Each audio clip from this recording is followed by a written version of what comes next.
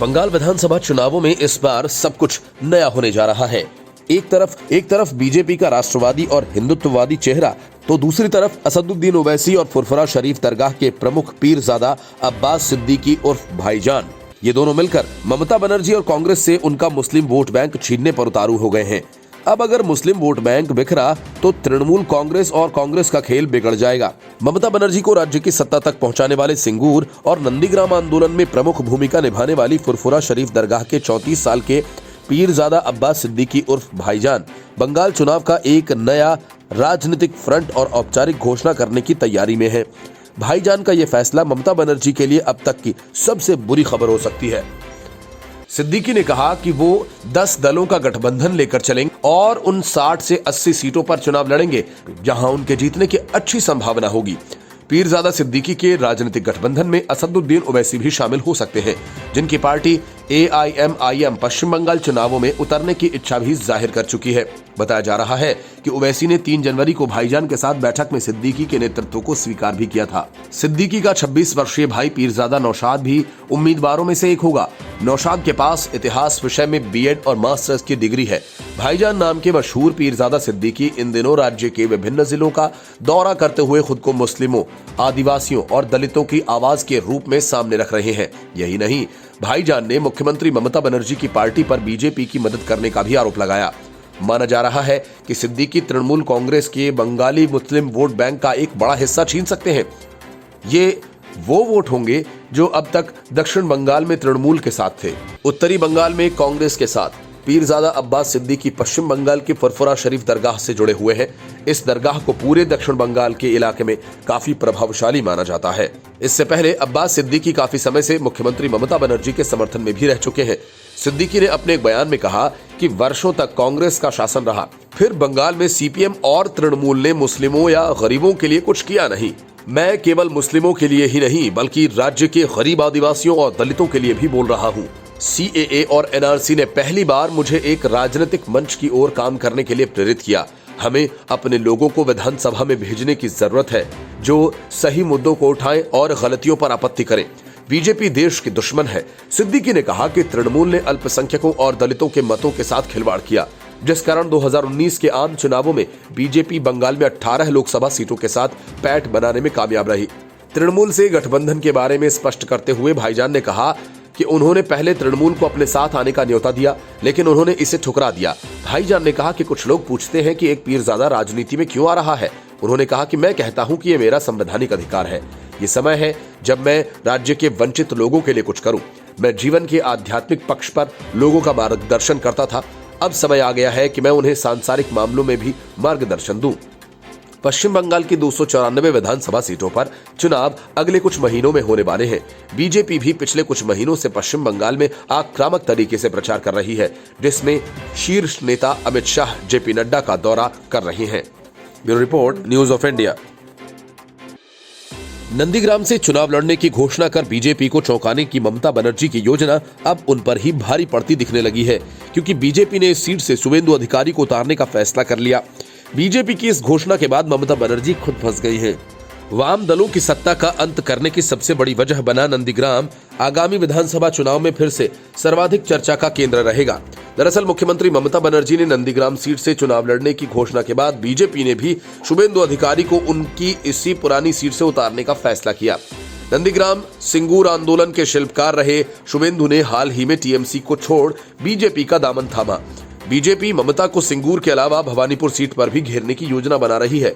Party सूत्रों के मुताबिक भवानीपुर में ममता बनर्जी के खिलाफ पार्टी किसी दमदार प्रत्याशी की तलाश में है। पार्टी की राजनीति ममता के खिलाफ कद्दावर नेताओं को उतारकर उन्हें उनकी सीट पर ही घेरने की है। पार्टी इस योजना के जरिए ममता बनर्जी के चुनाव प्रचार को प्रभावित करना चाहती है। ममता की नंदीग्राम से चुनाव लड़ने के ऐलान के बाद बीजेपी में इस सीट को लेकर ऊहापोह की स्थिति थी। दरअसल पहले पार्टी इस सीट को शुभेंदु के लिए पूरी तरह से सुरक्षित मान रही थी। पार्टी की योजना शुभेंदु से मिदनापुर सहित उनके प्रभाव वाले इलाकों में जमकर चुनाव प्रचार कराने की थी। हालांकि ममता की चुनौती के बाद अब इस सीट पर कांटे की टक्कर होगी। लंबे विमर्श के बाद बीजेपी ने इस सीट से शुभेंदु को ही उतारने का फैसला किया। रणनीतिकारों का कहना है कि कांटे की टक्कर हुई तो ममता को भी प्रचार के लिए कम वक्त मिलेगा। नंदीग्राम से ही करीब 1 दशक पहले पश्चिम बंगाल में वाम मोर्चे के करीब 3 दशक पुराने किले को ढहाने में अहम भूमिका निभाई थी। दरअसल साल 2007 में नंदीग्राम सेज परियोजना के खिलाफ प्रदर्शन में 1 दर्जन से अधिक लोगों की मौत हुई थी। तब शुभेंदु और ममता के नेतृत्व में टीएमसी ने राज्य की बुद्धदेव सरकार के खिलाफ व्यापक अभियान चलाया था। इसके 4 साल बाद हुए चुनाव में राज्य से वाम मोर्चा सरकार की विदाई हो गई। अब 1 दशक बाद इस आंदोलन के दोनों शिल्पकार ममता बनर्जी और शुभेंदु अधिकारी एक दूसरे के आमने सामने होंगे। इस कारण नंदीग्राम एक बार फिर से निर्णायक भूमिका में दिखेगा। Bureau report, news of India.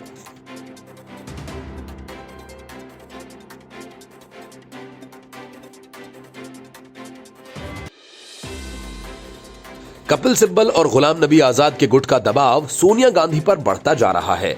Way party के संगठनात्मक चुनावों की घोषणा जल्द करें और दूसरी तरफ राहुल गांधी अब तक पार्टी अध्यक्ष बनने के लिए तैयार नहीं हुए। इस दोहरे संकट से घिरे गांधी परिवार को अब किसी तीसरे का सहारा है।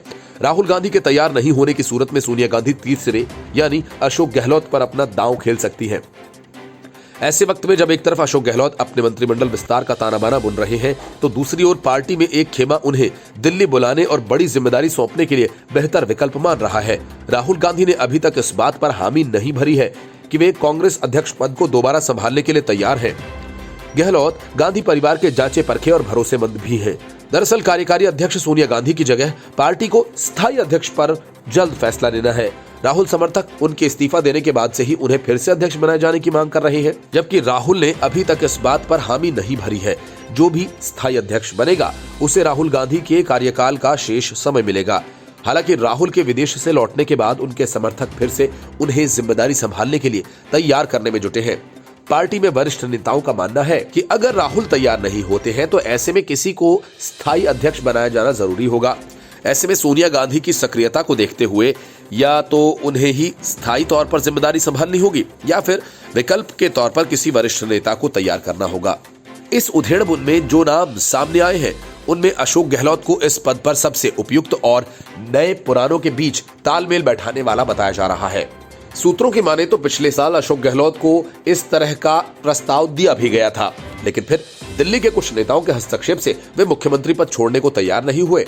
बताते हैं कि ये फैसला गहलोत को ही लेना है कि वे राजस्थान छोड़कर दिल्ली आए।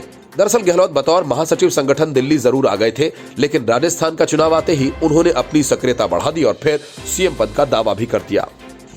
Bureau report, news of India. चीन की मदद से मिसाइल कार्यक्रम चला रहे पाकिस्तान को तगड़ा झटका लगा है। पाकिस्तान का सतह से सतह पर मार करने वाली बैलिस्टिक मिसाइल शाहीन 3 का परीक्षण बुरी तरह से विफल हो गया, लेकिन पाकिस्तान आर्मी ने दावा किया कि परमाणु हथियार ले जाने की क्षमता से लैस इस मिसाइल की रेंज 2750 किलोमीटर है।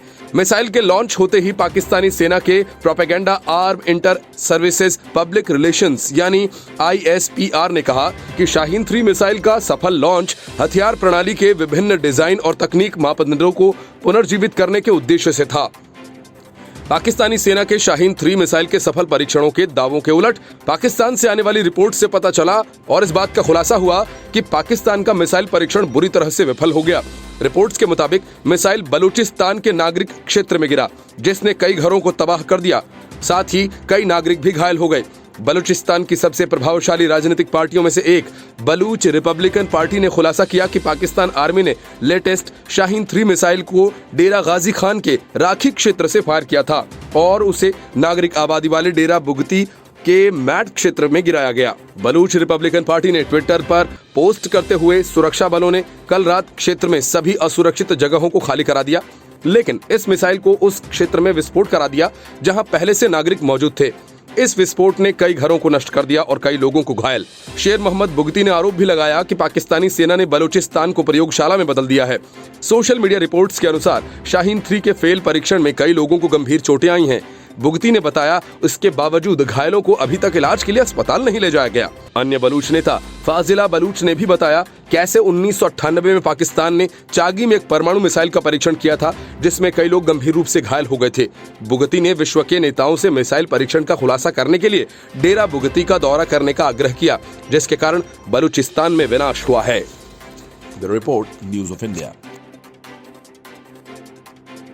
पढ़ने से ज्यादा सियासत में दिलचस्पी दिखाने वाले जामिया मिलिया इस्लामिया के छात्रों और जेएनयू जैसे यूनिवर्सिटी के प्रोफेसर्स के दिन अब बदलने लगे हैं। छात्रों को पढ़ाने से ज्यादा सियासत में दिलचस्पी दिखाने वाले जामिया मिलिया इस्लामिया और जेएनयू जैसे यूनिवर्सिटी के प्रोफेसर्स के दिन अब बदलने वाले हैं। समय समय पर उनके काम की समीक्षा की जाएगी और फिर ये तय किया जाएगा कि उनकी नौकरी आगे रहेगी या फिर खत्म कर दी जाएगी। जामिया प्रशासन के इस फैसले से हड़कंप मच गया है। इस फैसले के बाद जामिया टीचर्स एसोसिएशन और यूनिवर्सिटी प्रबंधन आमने सामने आ गए हैं।